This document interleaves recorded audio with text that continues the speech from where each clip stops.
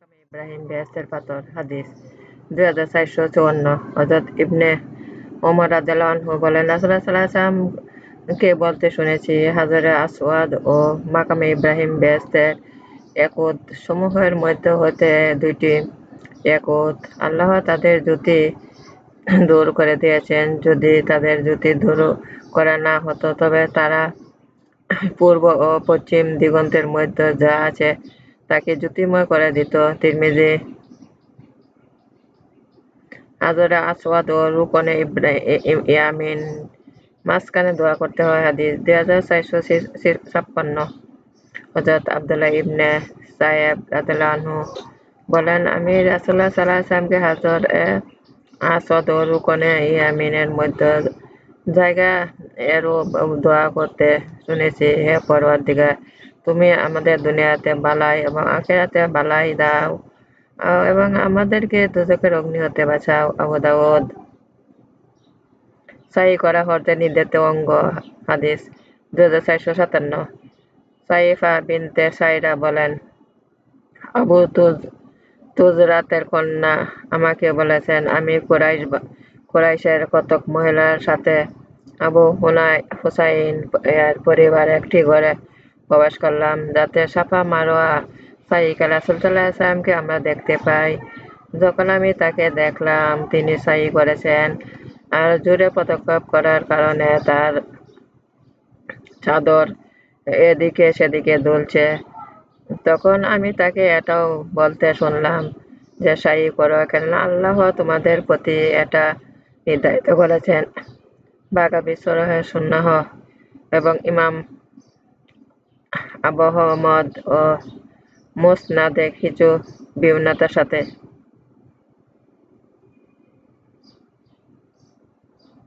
রাসূল সাল্লাল্লাহু আলাইহি ওয়াসাল্লাম তাওয়াফের সময় সবুজ রঙের চাদর ব্যবহার করতেন হাদিস 2459 হযরত ইয়ালা ইবনে উমাইয়া রাদিয়াল্লাহু আনহু বলেন, রাসূলুল্লাহ সাল্লাল্লাহু আলাইহি ওয়াসাল্লাম বাইতুল্লাহ শরীফের তাওয়াফ করেছেন একটি সবুজ চাদর ইস্তেবার রূপে গায়ে দিয়ে। তিরমিজি, আবু দাউদ, ইবনে মাজাহ ও দামিরি।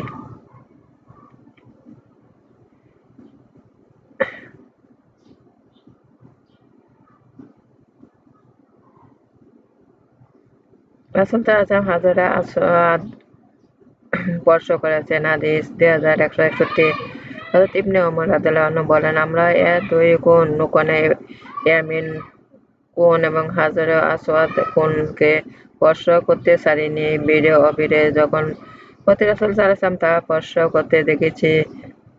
বুখারী মুসলিম। অপর বর্ণনা আছে, নাফে বলেন, আমি হযরত ইবনে ওমরকে দেখেছি হাজরে আসওয়াদ আপন হাত দিয়ে স্পর্শ করতে, অতঃপর হাত চুমা দিতে। তাকে বলতে শুনেছি, আমি তা কখনো ত্যাগ করিনি। তখন হতে রাসূল সাল্লাল্লাহু আলাইহি ওয়াসাল্লাম তা করতে দেখেছি। রাসূল সাল্লাল্লাহু আলাইহি ওয়াসাল্লাম বাইতুল্লাহ দাঁড়িয়ে নামাজ পড়েছেন হাদিস 2462 হযরত উম্মে সালামা রাদিয়াল্লাহু আনহা বলেন, আমি রাসূলুল্লাহ সাল্লাল্লাহু আলাইহি ওয়াসাল্লামের কাছে এ অভিযোগ করলাম যে আমি অসুস্থ। তিনি বললেন, তবে তুমি সওয়ার হয়ে লোকের পিছনে দিয়ে তাওয়াফ করো। উম্মে সালামা বলেন, আমি তাওয়াফ করলাম আর রাসূলুল্লাহ সাল্লাল্লাহু আলাইহি ওয়াসাল্লাম তখন বাইতুল্লাহ শরীফের পার্শ্বে নামাজে দাঁড়িয়ে পড়েছিল এবং সূরা তুর ওয়া কিতাব বিস মাসতুর পাঠ করেছিলেন। বুখারী ও মুসলিম।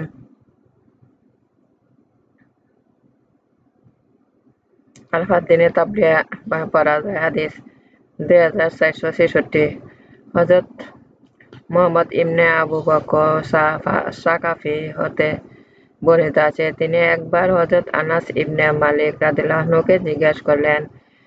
তখন তারা উভয়ে ভোরে মিনা হতে আরাফার দিকে যাচ্ছিলেন, আপনারা এর দিনে রাসূল সাল্লাল্লাহু আলাইহি ওয়াসাল্লামের সাথে কি করতেন?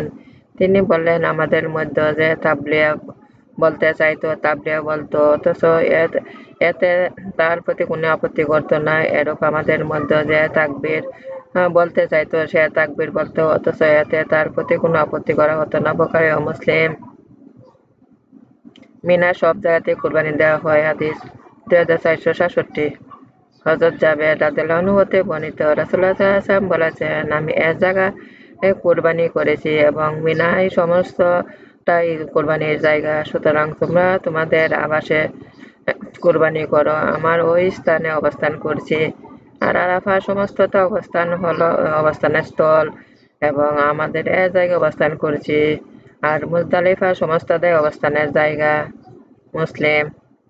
আরাফাতের দিন আল্লাহ নিকটবর্তী হন। হাদিস 2468।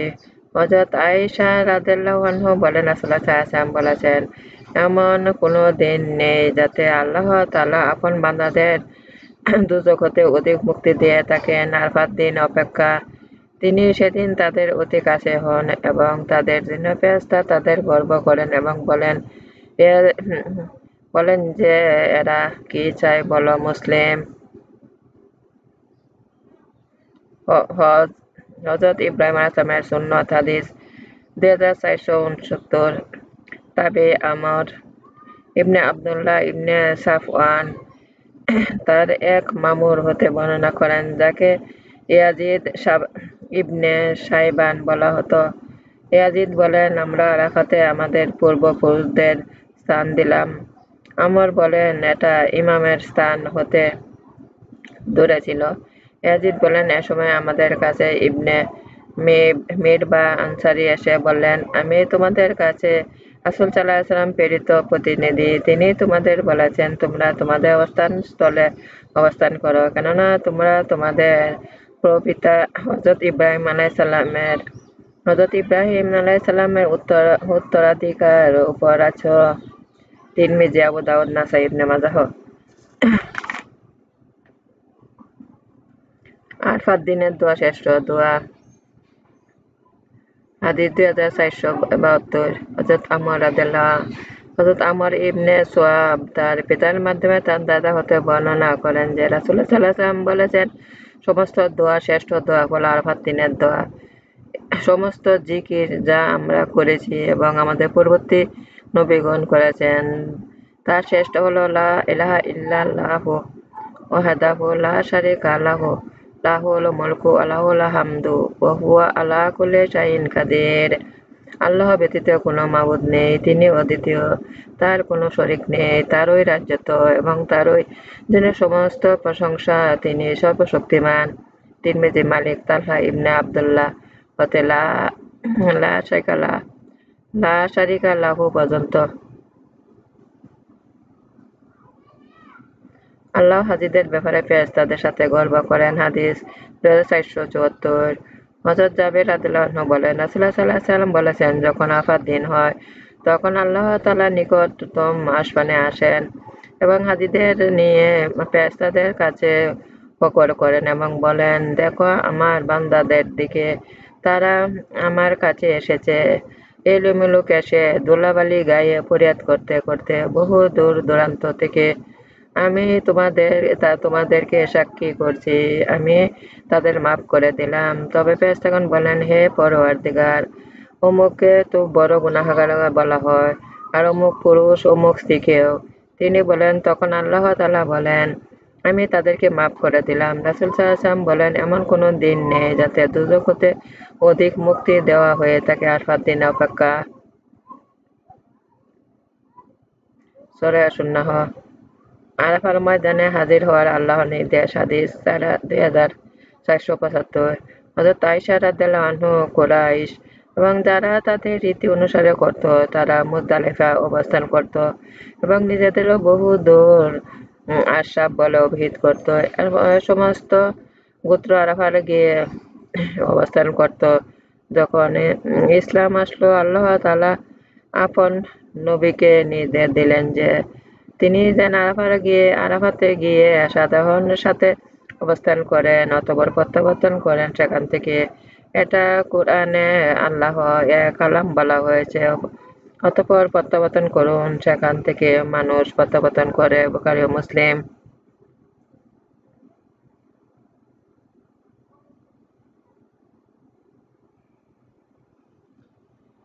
হজের শান্তির সাথে থাকতে হয়। হাদিস 2478। হযরত ইবনে আব্বাস রাদিয়াল্লাহু আনহু হতে বর্ণিত, তিনি আরাফার তারিখে হতে রাসূল সাল্লাল্লাহু আলাইহি ওয়াসাল্লামের সাথে প্রত্যাবর্তন করেছেন। এ সময় রাসূলুল্লাহ সাল্লাল্লাহু আলাইহি ওয়াসাল্লাম আপন পিছন হতে চৌধুর বাহন তার উট মারার শব্দ শোনালেন। তখন তিনি আপন চাবুক দিয়ে তাদের প্রতি ইশারা করলেন, বললেন, হে লোক সকল, তোমরা শান্তির সাথে চলবে, শুধু উট তাড়ানোর নেকি নয়। বুখারী।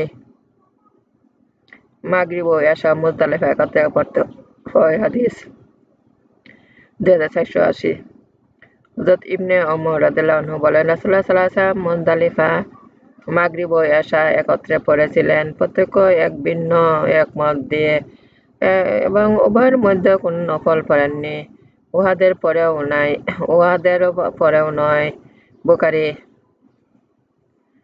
মুজদালিফায় দুই নামাজ একত্রে পড়া হজের বিধান। হাদিস 2481। হযরত আব্দুল্লাহ ইবনে মাসউদ রাদিয়াল্লাহু আনহু বলেন, আমি রাসূলুল্লাহ সাল্লাল্লাহু আলাইহি ওয়াসাল্লামকে কখনো কোনো নামাজকে তার সময় ছাড়া পড়তে দেখিনি, দুই নামাজ ব্যতীত, মাগরিব ও এশা মুজদালিফা, এবং সেখানে ফজর পড়েছিলেন উহা সময়ের পূর্বে। বুখারী ও মুসলিম।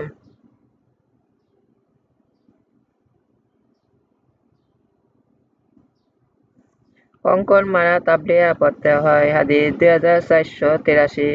হযরত ইবনে আব্বাস রাদিয়াল্লাহু আনহু তার ভাই ফজল ইবনে আব্বাস থেকে বর্ণনা করেন, আর ফজল ছিলেন রাসূলুল্লাহ সাল্লাল্লাহু আলাইহি ওয়াসাল্লামের উটের পিছনে আরোহী। রাসূল সাল্লাল্লাহু আলাইহি ওয়াসাল্লাম সন্ধ্যা মুজদালিফার ভোরের লোকদের বলেছেন, যখন তারা প্রত্যাবর্তন করবে, তোমরা অবশ্যই শান্তভাবে চলবে। তিনি নিজের উট সংযত রেখেছিলেন, যে পর্যন্ত না মুহাসসির পর্যন্ত পৌঁছেছিলেন, আর মুহাসসির হল মিনার অন্তর্গত। সেখানে তিনি বললেন, তোমরা কাকর লও এবং জামারতে মারা হবে। আঙ্গুল স্পর্শে মারা যায়, তবে ছোট কাকর। ফজল বললেন, রাসূলুল্লাহ সাল্লাল্লাহু আলাইহি ওয়াসাল্লাম জামরায় কাকর মারা পর্যন্ত সর্বদা তাবলিয়া পড়েছিলেন। মুসলিম।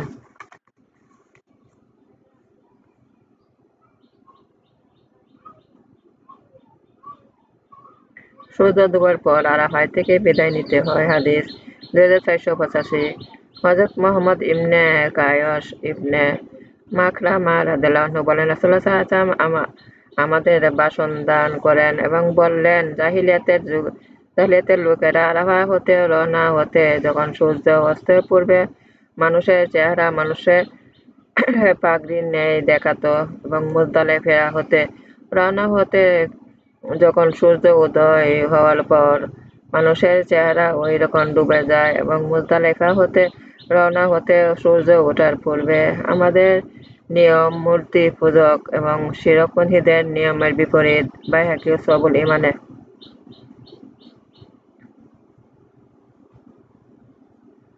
আরাফার দিন জোহরের ও আসরের নামাজ একসাথে পড়তে হয়। হাদিস 2490।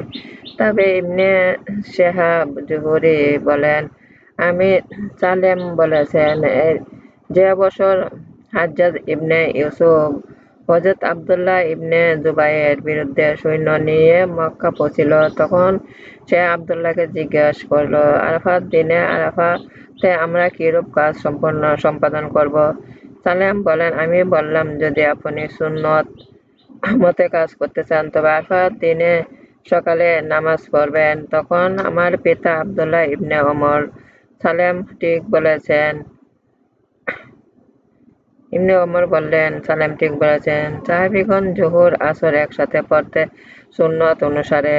ইবনে শিহাব বলেন, আমি সালেমকে জিজ্ঞাসা করলাম, এটা কি করেছেন? তখন সালেম বলল, তারা কি এ ব্যাপারে রাসূল সাল্লাল্লাহু আলাইহি ওয়াসাল্লামের সুন্নত ছাড়া কিছুর অনুসরণ করতেন? বুখারী।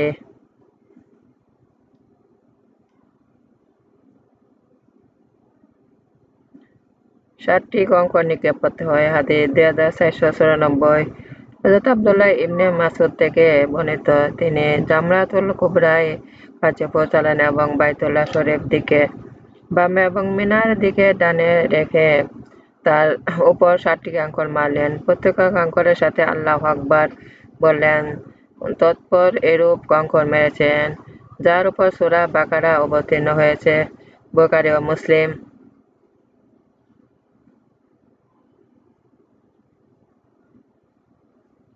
মিনায় পৌঁছে তাঁবু কাটাতে হয়। হাদিস 2498। হযরত আয়েশা রাদিয়াল্লাহু আনহা বলেন, আমরা সাহাবীগণ আরজ করলাম, ইয়া রাসূলুল্লাহ সাল্লাল্লাহু আলাইহি ওয়াসাল্লাম, আমরা কি মিনার আপনার জন্য একটি বাড়ি তৈরি করব না, যা আপনার সর্বদা ছায়া দিবে? তিনি বললেন, না, মিনার সেই ডেরা গাড়তে পারবে যে প্রথম আসবে। তিরমিজি, ইবনে মাজাহ ও দামেরি।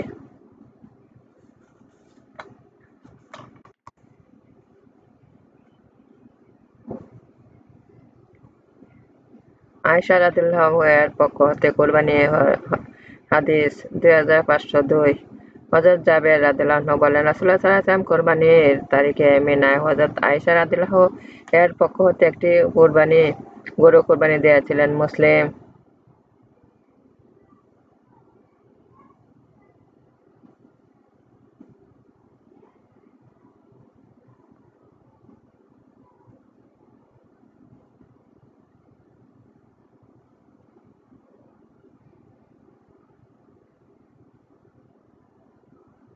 কুরবানি গোশত খাওয়ার হুকুম আছে। হাদিস 3514। হযরত নাজিয়া কুজই রাদিয়াল্লাহু আনহু বলেন, আমি জিজ্ঞেস করলাম, ইয়া রাসূলুল্লাহ সাল্লাল্লাহু আলাইহি ওয়াসাল্লাম, যে কুরবানির পশু পথে অচল হয়ে পড়বে, তাকে আমি কি করব? তখন তাকে নহর করে দিবে এবং তার জুতার মালা সেটা রক্তে ডুবিয়ে পাশে উপরে রেখে দিবে। অতঃপর মানুষের জন্য রেখে যাবে, তা খাবে। মালিক, তিরমিজি, ইবনে মাজাহ এবং আবু দাউদ দামেরি। নাজি হতে আসলামী হতে। কুরবানির দিন একটি মহান দিন। হাদিস 2515। হযরত আব্দুল্লাহ ইবনে কুরত রাদিয়াল্লাহু আনহু রাসূলুল্লাহ সাল্লাল্লাহু আলাইহি ওয়াসাল্লাম থেকে বর্ণনা করেন যে রাসূলুল্লাহ সাল্লাল্লাহু আলাইহি ওয়াসাল্লাম বলেছেন, মহান দিবসের মধ্যে কুরবানির দিন একটি মহান দিন অথবা দ্বিতীয় দিন। আব্দুল্লাহ বলেন, এই দিন 5 কি 6টি উট রাসূলুল্লাহ সাল্লাল্লাহু আলাইহি ওয়াসাল্লামের কাছে আনা হলো, আর উটসমূহ নিজেদের কাছে পেশ করতে লাগলো। তিনি কোনটিকে আগে কুরবানি করবেন? আব্দুল্লাহ বলেন, যখন উট সকল জমিনে পড়ে গেল। রাসূল সাল্লাল্লাহু আলাইহি ওয়াসাল্লাম ছোট স্বরে কথা বললেন না, যা আমরা বুঝলাম না। নিকটের একজন জিজ্ঞেস করল, রাসূল সাল্লাল্লাহু আলাইহি ওয়াসাল্লাম কি বলেছেন? সে বলল, তিনি বলেছেন, যে চায় উহা কেটে নিতে পারো। আবু দাউদ।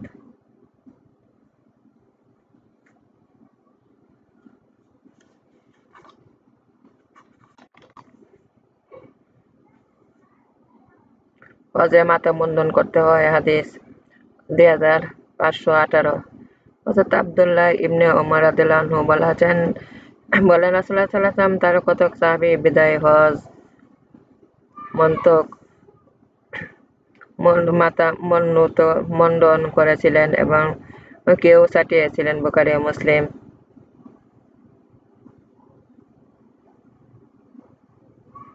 স্ত্রীলোকদের মাথা মুন্ডন করবেন না। হাদিস 2525। হযরত আলী রাদিয়াল্লাহু আনহু ও আয়েশা রাদিয়াল্লাহু আনহু বলেন, রাসূলুল্লাহ সাল্লাল্লাহু আলাইহি ওয়াসাল্লাম নিষেধ করেছেন স্ত্রীলোকের মাথা মুড়াতে। তিরমিজি। স্ত্রীলোকের মাথা ছাড়তে পারবে। হাদিস 2526। হযরত ইবনে আব্বাস রাদিয়াল্লাহু আনহু বলেন, রাসূলুল্লাহ সাল্লাল্লাহু আলাইহি ওয়াসাল্লাম বলেছেন, প্রতিটি স্ত্রীলোকের প্রতিটি মাথা মোড়ান নেই, স্ত্রীলোকের প্রতি রয়েছে মাথা ছাঁটান। আবু দাউদ ও দামেরি।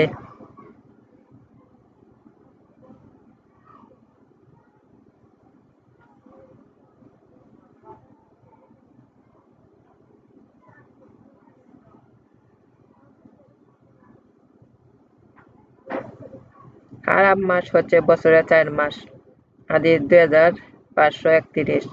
হযরত আবু বকর রাদিয়াল্লাহু আনহু বলেন, রাসূলুল্লাহ সাল্লাল্লাহু আলাইহি ওয়াসাল্লাম 10 জিলহজ কুরবানির দিন আমাদের এক ভাষণ দান করলেন এবং বললেন, বছর ঘুরে এসে সেই তারিখে গঠন অনুযায়ী যে তারিখে আল্লাহ তাআলা আসমান জমিনকে সৃষ্টি করেছেন, বছর 4 মাস সৃষ্টি করেছেন। বছরে 12 মাস, তার মধ্যে 4 মাস হারাম বা সম্মানিত। 3 মাস পর একসাথে জিকদা, জিলহজ, মুহররম এবং চতুর্থ মাস মুজার, গুতে, রজব মাস, জুমাদাল, উকরা, শাবানের মধ্যখানে।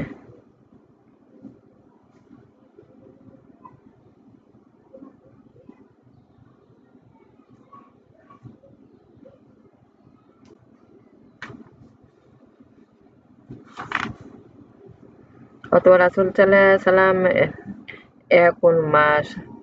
আমরা বললাম আল্লাহ তাআলা তার রাসূল অধিক অবগত। তিনি এতক্ষণ চুপ রইলেন যাতে আমরা ভাবলাম যে সম্ভবত তিনি এর জন্য নাম করবেন।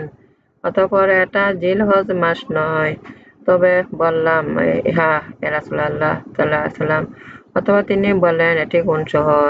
আমরা বললাম, আল্লাহ তার রাসূল ভালো অধিক অবগত। তিনি তখন চুপ রইলেন যাতে আমরা ভাবলাম যে সম্ভবত তিনি কোনো নাম করবেন। অতঃপর বললেন, এটা কি মক্কা শহর নয়? আমরা বললাম, হ্যাঁ ইয়া রাসূল সাল্লাল্লাহু আলাইহি ওয়াসাল্লাম। তখন তিনি বললেন, তোমাদের জীবন এবং সম্পদ সম্মান তোমাদের জন্য পবিত্র, যেমন তোমাদের এ মাস শহর পবিত্র। তোমরা শীঘ্রই আল্লাহর কাছে পৌঁছাবে, আর তিনি তোমাদেরকে তোমার কার্যকলাপ সম্পর্কে জিজ্ঞাসা করবেন। খবরদার আমার পর তোমাদের বিপদ হয়ে একে অন্য জীবন নাশ করো না। বলো, আমি কি তোমাদের আল্লাহর নির্দেশ পৌঁছাইনি? সাহাবাগণ বললেন, হ্যাঁ রাসূল সাল্লাল্লাহু আলাইহি ওয়াসাল্লাম। তখন তিনি বললেন, হে আল্লাহ, তুমি সাক্ষী থাকো। অতঃপর বললেন, প্রত্যক্ষ অবস্থিতে যেন অনুপস্থিতি এ কথা পৌঁছে দেয়, কেননা অনেক অনেক এমন ব্যক্তি যাকে পরে পৌঁছানো হয়, সে আসল শ্রোতা অপেক্ষা এটা পক্ষে অধিকতর উপলব্ধিকারী রক্ষাকারী হতে পারে।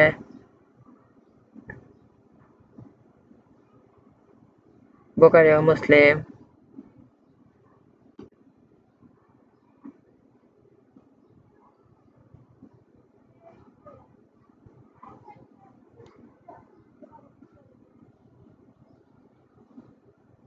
উমরা কাজা করা জায়েজ। হাদিস 2539। হযরত আয়েশা রাদিয়াল্লাহু আনহা বলেন, আমি তানঈম থেকে উমরায় ইহরাম বেঁধেছিলাম।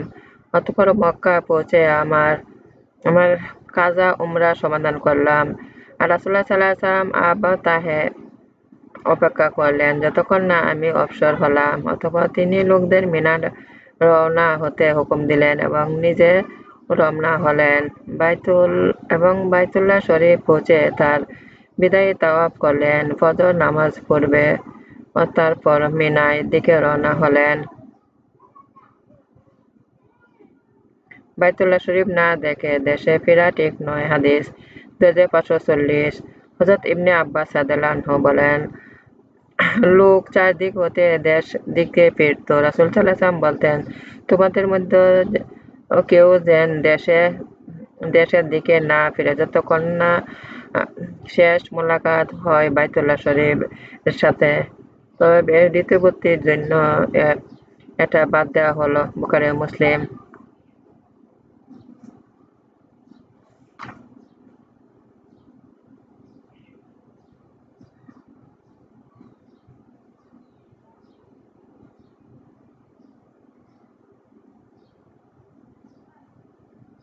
আমার নামাজ, আমার উপাসনা, আমার জীবন, আমার মন সব আল্লাহরই। আমি আল্লাহর কাছে আত্মসমর্পণ করেছি। হে আমার রব, আমাকে আল্লাহর আনুগত্য বানান, রাসূলের আনুগত্য বানান, আল্লাহর উপাদেশ পালন করতে শক্তি দান করুন, দুনিয়া আখিরাতে কল্যাণ দান করুন, দোজখের অগ্নি হতে আমাকে রক্ষা করুন। আমার প্রিয় নবী হযরত মুহাম্মদ সাল্লাল্লাহু আলাইহি ওয়াসাল্লামের উসিলায় আমার জীবনের গুনাহ ক্ষমা করুন। আল্লাহ আমার অভিভাবক, আল্লাহ আমার অভিভাবক, আল্লাহ আমার অভিভাবক, আল্লাহ আমার অবলম্বন, আল্লাহ আমার অবলম্বন, আল্লাহ আমার অবলম্বন। আমার ভিডিওগুলো আপনি একটু বেশি করে শেয়ার করুন, বেশি করে সাবস্ক্রাইব করুন।